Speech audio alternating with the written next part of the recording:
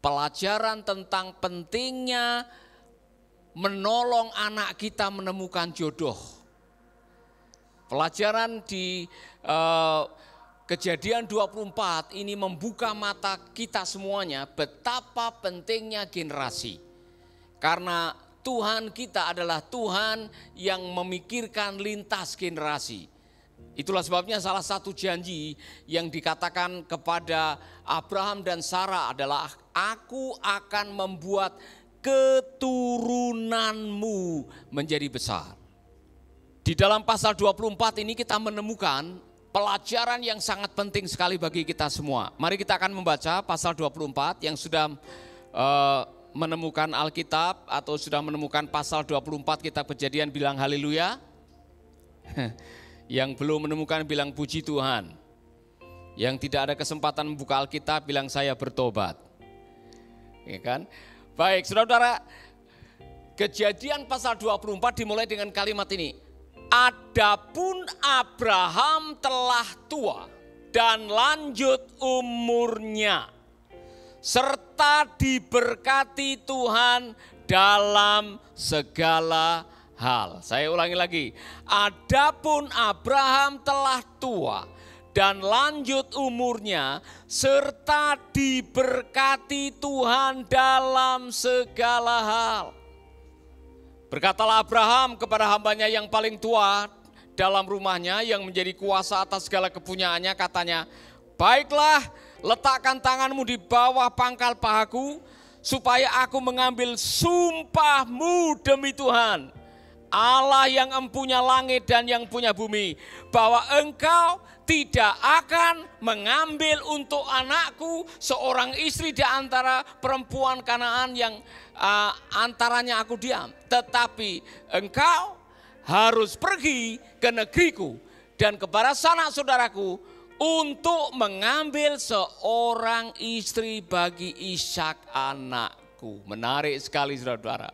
Abraham sudah tua dan lanjut umurnya, dan Tuhan memberkati Abraham dalam segala hal. Tetapi ternyata hidup bukan hanya soal berkat. Hidup bukan hanya soal materi.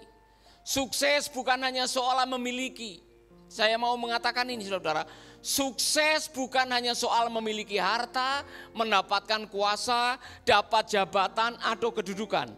Sukses adalah Anda mewariskan generasi, Anda punya legacy, Anda memikirkan dan menurunkan anak-anak yang penting bagi kerajaan Allah. Itulah sebabnya Abraham merasa walaupun sudah memiliki segala hal, ada sesuatu yang belum selesai. Ada sesuatu yang belum sesuai dengan janji Tuhan. Ada sesuatu obligasi atau keharusan, kewajiban yang harus diselesaikan apa? Mencari jodoh buat anaknya yang bernama Ishak. Menarik sekali saudara-saudara. Perhatikan ayat 2. Berkatalah Abraham kepada hambanya yang paling tua dalam rumahnya, yaitu Eliezer namanya. Eliezer artinya helper, penolong. Ya. Yang menjadi kuasa atas segala kepunyaannya itu. Katanya, perhatikan baik-baik. Baiklah, letakkan tanganmu di bawah pangkal pahaku. Kemudian apa saudara-saudara?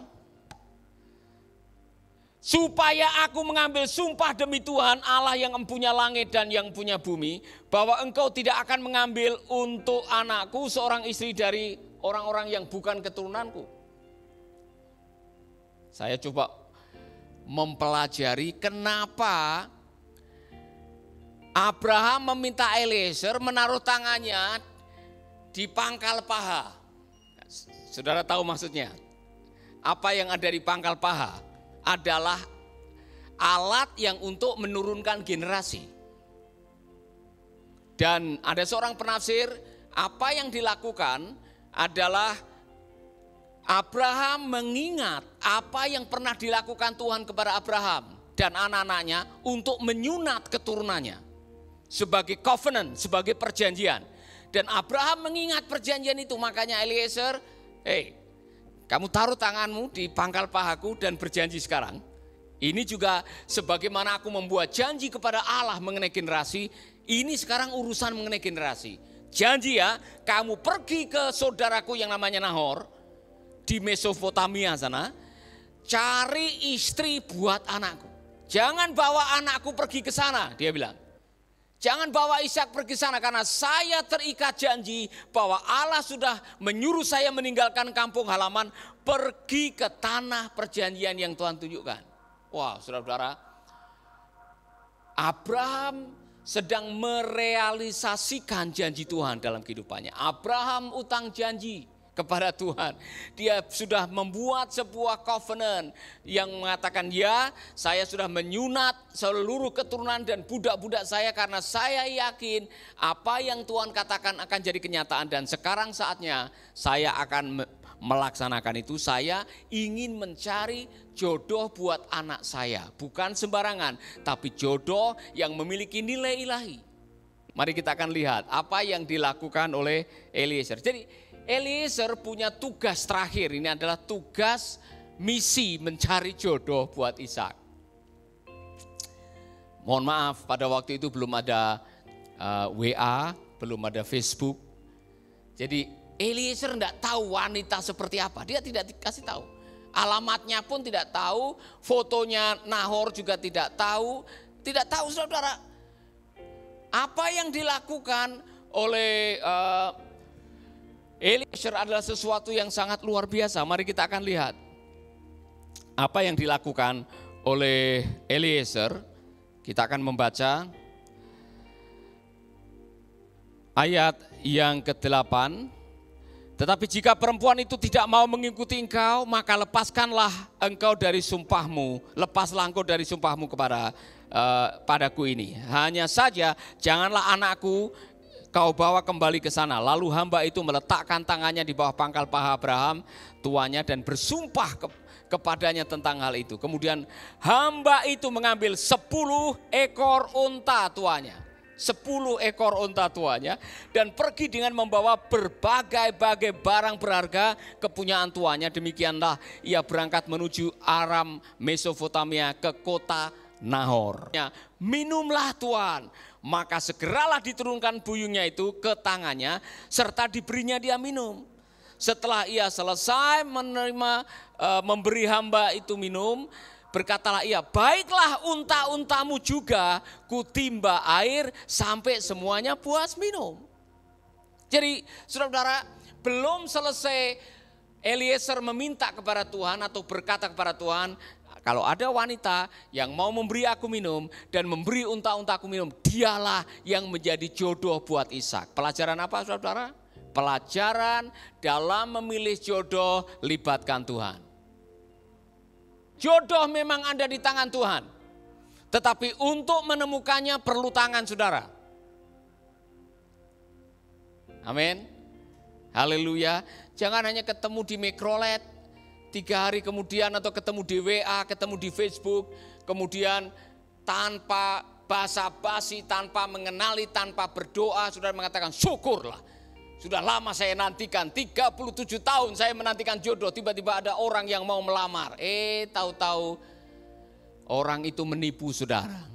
Ya kan? Saudara-saudara, Abraham ingin anaknya menikah dengan wanita yang kenal Tuhan.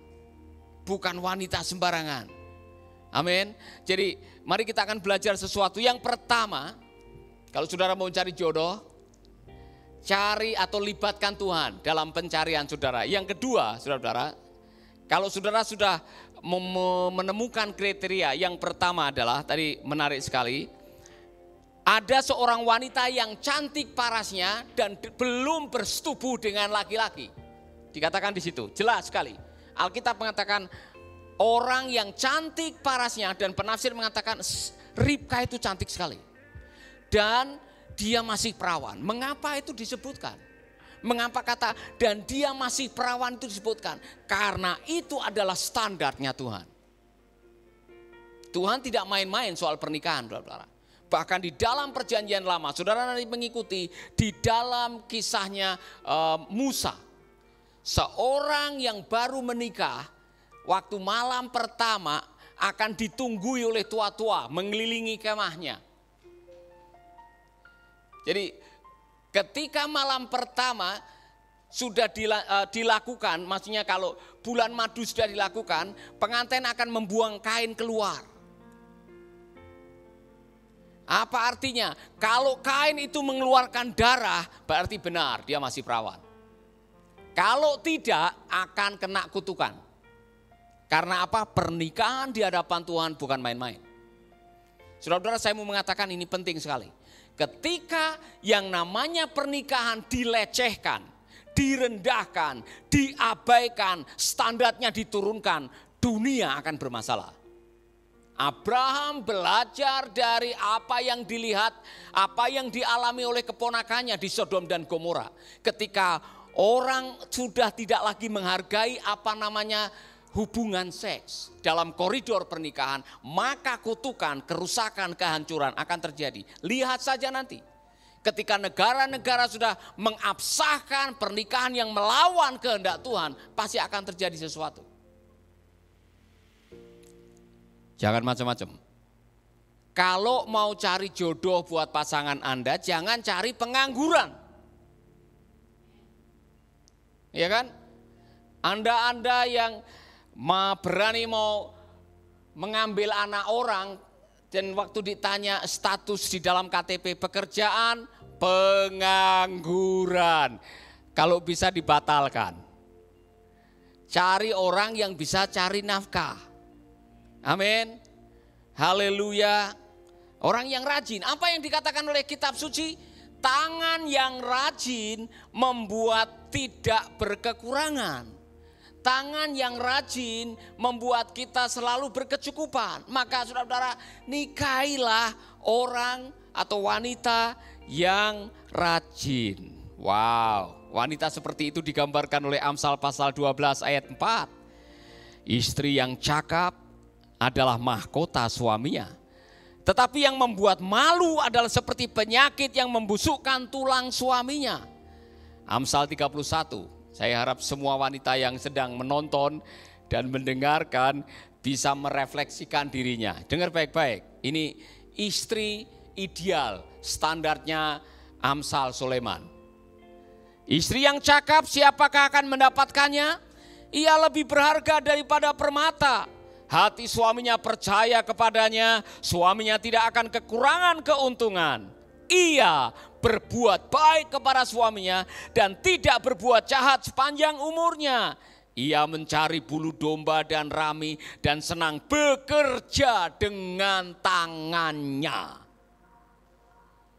Suami yang mendapatkan istri yang rajin, dia diberkati oleh Tuhan. Saudara-saudara, kembali kepada kriteria tadi. Libatkan Tuhan dalam mencari jodoh. Cari wanita yang cantik luar dalam. Yang ketiga, cari yang rajin. Amin. Yang ketiga, apa yang membuat Eliezer memilih Ribka? Ribka memberikan air. Bukan hanya untuk dia, tapi juga untuk unta-untanya, 10 unta. Saudara bisa tahu berapa lama dia bekerja untuk kasih makan untanya? 1 jam lebih menurut penafsir. Ribka mau padahal dia tidak kenal dengan orang ini.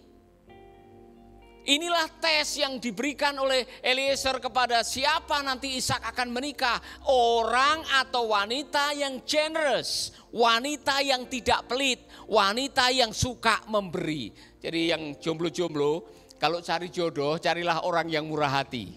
Semua bilang murah hati. Jangan pernah menikahi orang pelit, saudara-saudara. Amin. Pelajaran yang sangat luar biasa. Kalau Anda ingin menikmati kebersamaan dalam pernikahan, life is take and give. Yang namanya hidup dalam pernikahan adalah take and give.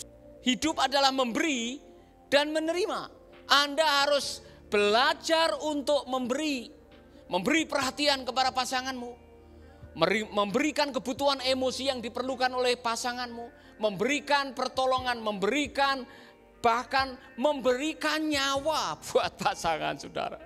Saudara-saudara, kalau Anda punya pasangan hidup kok pelit, saya harus mendoakan saudara-saudara supaya pasanganmu berubah. Karena hidup ini hanya sekali. Kalau saudara menjadi istri pelit, ya kan, menjadi suami pelit, itu nurun kepada anak-anak saudara nanti.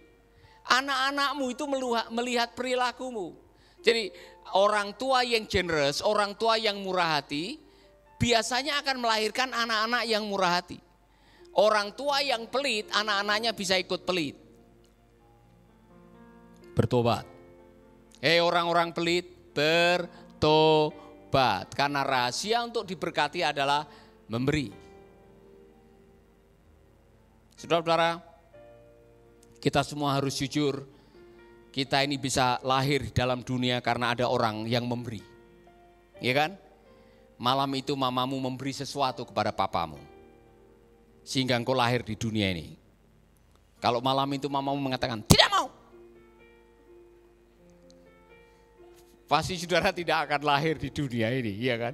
Jadi hidup adalah take and give. Maka kalau mau menjalani hidup dengan sukacita, carilah pasangan hidup yang tidak pelit. Yang pelit-pelit bertobat. Saya kasih tahu, yang pelit, kalau Anda termasuk orang yang pelit bertobat. Saya ulangi lagi, berkali-kali saya mengatakan ini, saya tidak malu mengatakannya. Saya belum pernah lihat orang pelit bahagia. Amin. Pernah lihat orang pelit? Senyum aja dia mikir. Kan dia takut kalau dia tersenyum, kemudian senyumnya diminta lagi oleh tetangganya, oleh temannya. Jadi saudara, bertobat. Cari pasangan yang generous. Cek baik-baik, dia orangnya, orang Jawa bilang loman. Loman tuh suka memberi, tidak hitung-hitungan. Kalau cari jodoh, carilah orang yang murah hati. Kriteria yang berikutnya, menarik sekali saudara. Mari kita akan lanjutkan kisahnya. Dan orang itu mengamat-amatinya dengan berdiam diri untuk mengetahui apakah Tuhan membuat perjalanannya berhasil atau tidak. Ayat 22, setelah unta-unta itu puas minum, maka orang itu mengambil anting-anting emas yang setengah sikal beratnya dan sepasang gelang tangan yang 10 sikal emas beratnya, serta berkata, perhatikan baik-baik, sampai detik itu Eliezer belum tahu wanita ini siapa dan anak siapa. Tapi karena tandanya tadi sudah ada dan sudah ada kriteria-kriteria yang ada di benaknya Eliezer, dengar baik-baik, dia langsung memberikan gelang, memberikan emas kepada wanita ini. Baru dia tanya, anak siapakah engkau? Lalu jawabnya kepadanya, ayahku Betuel, anak Milka yang melahirkannya bagi Nahor. Lagi katakan di situ, baik jerami, baik makanan unta banyak pada kami, tempat bermalam pun ada. Lalu berlututlah orang itu dan sujud menyembah Tuhan, serta berkata, terpujilah Tuhan Allah Tuanku Abraham, yang tidak menarik kembali kasihnya dan setianya dari Tuanku itu, dan Tuhan telah menuntun aku di jalan ke rumah saudara-saudara Tuanku ini. Saudara-saudara, luar biasa sekali. Cara Tuhan menolong Eliezer, ternyata waktu Eliezer memberikan hadiah yaitu kalung dan gelang itu, atau anting dengan gelang itu, masih belum tahu Ribka itu anak siapa. Baru setelah dia kasih, itu bukti saudara bahwa ada tindakan iman yang dilakukan oleh Eliezer. Dia memberikan sesuatu karena dia tahu ini orangnya. Ini gadis, ini perempuan yang akan menjadi. Baru dia tanya, kamu anak siapa? Betuel, anak Nahor. Langsung dia sujud, ini dia. Tuhan terima kasih, misi accomplished. Misi saya tercapai. Luar biasa kan saudara? Jadi libatkanlah Tuhan dalam mencari jodoh, tapi jangan lupa gunakanlah indera saudara untuk menemukan orang yang tepat bagi saudara. Jodoh di tangan Tuhan tidak berarti langsung turun dari langit di bawah malaikat. Jodoh dari Tuhan berarti kita harus pergi menggunakan standarnya Tuhan. Apa artinya? Jodoh ada di tangan Tuhan, berarti waktu mencari jodoh pakai cara-cara Tuhan. Amin. Ikutilah Eliezer waktu mencari jodoh, tidak sembarangan. Kriterianya juga orang-orang yang takut akan Tuhan, orang yang mengenal kebenaran, orang yang menjaga kesucian, orang yang hidup rajin, orang yang bisa dipercaya, orang yang murah hati. Itulah yang dilakukan dan itulah yang dimiliki oleh Ribka. Wow, terakhir ada sesuatu yang menarik. Pada akhirnya Eliezer bernegosiasi dengan keluarganya Ribka untuk membawa dia hari itu. Sebetulnya keluarganya keberatan. Tetapi akhirnya karena negosiasinya cukup bagus, akhirnya Ribka langsung bisa diboyong. Untuk Ishak pergi naik unta menuju ke tempat di mana Ishak tinggal. Mari kita akan lihat. Tuhan sangat memberkati tuanku itu sehingga ia telah menjadi kaya. Tuhan telah memberikan kepadanya kambing, domba dan lembu-lembu sapi, emas dan perak, budak laki-laki dan perempuan, unta dan keledai. Ayat yang ke-36. Dan Sarah istri tuanku itu sudah tua, telah melahirkan anak laki-laki bagi tuanku itu. Kepada anaknya ia telah diberikan tuanku segala milik hartanya. Tuanku itu telah mengambil sumpahku, engkau tidak akan mengambil untuk anakku seorang istri dari antara perempuan Kanaan yang negerinya kau diami ini. Tetapi engkau harus pergi ke rumah ayahku dan kepada kaumku untuk mengambil seorang istri bagi anakku. Jawabnya kepada tuanku itu, mungkin perempuan itu tidak mau ikut aku. Tetapi katanya kepadaku, Tuhan yang di hadapannya aku hidup akan mengutus malaikatnya menyertai engkau. Dan akan membuat perjalananku berhasil sehingga engkau akan mengambil bagiku anakku seorang istri dari kaumku dan dari rumah ayahku. Nah saudara-saudara, setelah semuanya selesai, maka pada hari itu dibawalah Ribka menuju ke tanah Kanaan. Dan pada waktu Ribka melihat ada Ishak, dia tanya kepada Eliezer, siapa laki-laki itu? Oh, dia tuanku Ishak. Langsung dia turun dan dia memakai cadar. Penafsir mengatakan ini, saudara. Apa yang dilakukan oleh Ribka waktu dia memakai cadar, dia mengatakan the covering with a veil signified, ada 3 arti. Wanita memakai cadar pada waktu itu ada 3 arti. Chastity, modesty, and submission. Apa artinya? Seorang yang memakai cadar adalah tanda bahwa dia wanita yang sopan, modest. Dia tampil sopan di hadapan calon suaminya. Bukan hanya itu, saudara-saudara, wanita yang memakai cadar pada budaya itu adalah tanda bahwa dia punya submission. Apa itu? Penundukan diri. Dan itu seperti apa yang dikatakan oleh firman Tuhan. Hai istri-istri, tunduklah pada suamimu. Bukan tanduklah suamimu. Tunduklah pada suamimu. Amin. Yang masih jomblo-jomblo, kalau ingin jadi wanita yang menarik bagi pria, 3 ini harus ada. Atau mungkin lebih dari itu. Cantik luar dalam. Amin. Jadilah wanita yang cantik luar dalam. Jadilah wanita yang murah hati. Jadilah wanita yang mau melayani. Jadilah wanita yang rajin. Dan jadilah wanita yang sopan. Submission. Dan chastity, wanita yang tampil menarik sehingga membuat pria-pria mengejar Anda, itu maksudnya. Luar biasa kan saudara? Dan saudara-saudara, nanti Ishak langsung membawa Ribka, malam hari itu langsung resmi menikah tanpa pacaran. Dan akhirnya dari mereka lahirlah Yakub dan Esau. Dari Yakub keturunan 12 Israel itu akhirnya lahirlah umat Israel dan menggenapi apa yang dikatakan oleh Tuhan. Aku akan membuat keturunanmu menjadi besar. Keturunanmu akan menjadi berkat bagi bangsa-bangsa. Saudara-saudara, God is a generations God. Allah kita adalah Allah yang memikirkan mengenai generasi. teman hidup Anda menentukan tercapai atau tidak tujuan hidup Anda. Salah memilih teman hidup, bisa-bisa Anda berakhir di tempat yang salah.